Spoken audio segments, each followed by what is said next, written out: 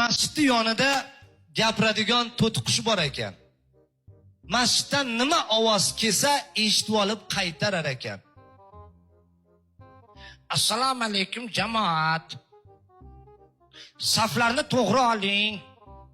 Juma muborak deb gaplarni qaytaraverar ekan.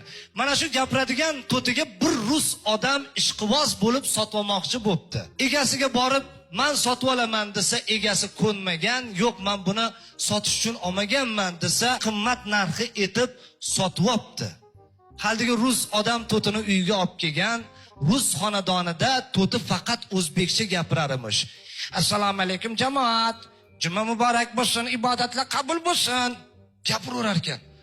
Rus odam oxiri do'stidan so'rabdi. "Do'stim, men bir to'tiqush sotib olgan edim. Faqat o'zbekcha gapiradi.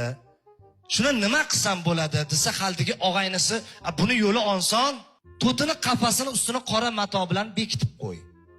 Bir oy don berma, suv berma.